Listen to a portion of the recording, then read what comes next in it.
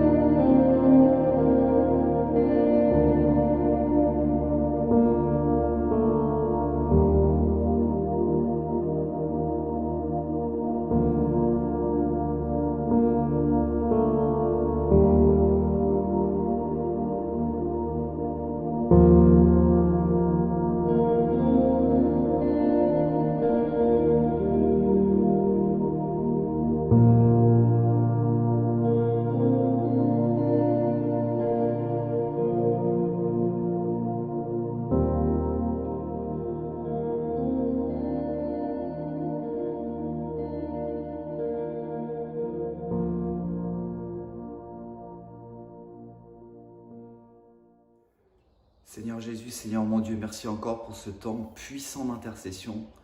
Seigneur, je crois et je sais que des hommes et des femmes, peut-être même des enfants, ont prié, Seigneur, pour les mêmes sujets. Et je sais que quand nous prions, alors tu entends. Et quand nous sommes plusieurs à prier, alors notre prière a plus de poids, Seigneur Jésus. Et Seigneur, selon ta volonté, nous te demandons vraiment que tu puisses répondre à nos prières, à tous ces sujets que nous avons évoqués ce soir. Merci Seigneur parce que tu transformes encore l'Église, les hommes, les femmes, tu transformes nos vies. Nous te prions vraiment que tu puisses te manifester, surtout pendant ce temps d'incertitude et de trouble, que l'Église puisse briller, mais briller de ton amour, Seigneur. Je te remercie, je te prie pour chacune des personnes qui a pu suivre ce temps, Seigneur, d'intercession. Je te prie de les bénir là où elles sont au nom de Jésus. Merci, Seigneur. Amen. Voilà, je vous souhaite une excellente soirée ou une excellente journée si le moment où vous regardez cette vidéo, c'est le matin. Je vous donne rendez-vous dimanche prochain à partir de 10h30 à Amfreville-la-Mi-Voix pour notre culte et je vous dis à très bientôt. Que Dieu vous bénisse.